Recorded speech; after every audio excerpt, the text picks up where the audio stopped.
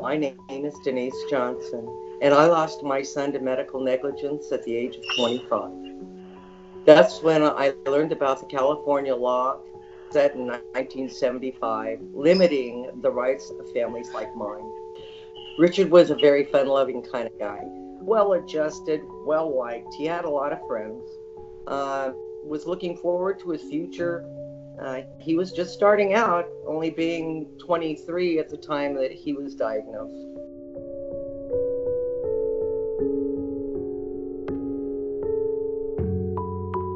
UCSF saw the tumor, said his tumor has stopped growing.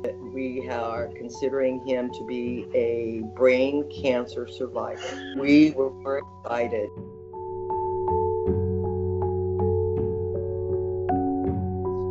He had developed a slight temperature. The doctors checked him out. We explained everything to them. They understood, or seemed to. They said he had a slight case of pneumonia and they wanted to keep him overnight. The next morning, we went back. He was sitting up, smiling. He looked good. I thought they were going to release him to come home. They did not. Instead, they sent him upstairs.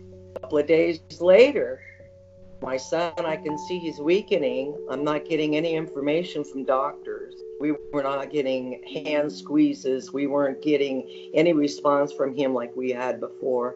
And I was leaving messages after messages. We made an appointment to meet with the doctor on a Thursday. And the doctor opened up by telling us that he had suspended treatment 4 days prior. They were no longer treating him. And I asked why.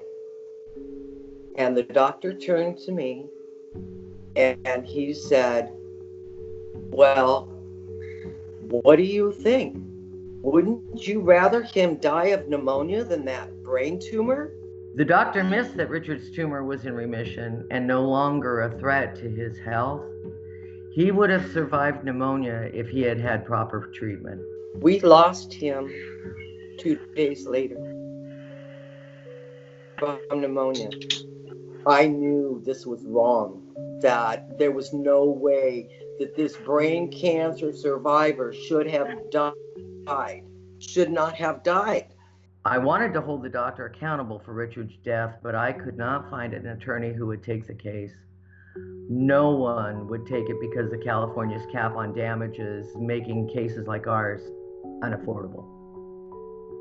As a young man, Richard had little to his name compared to the amount needed to bring a case. They were not able, because of the medical malpractice law of 1975, limiting lawsuits to $250,000. They told me they were sorry. There was nothing that could be done. I was devastated.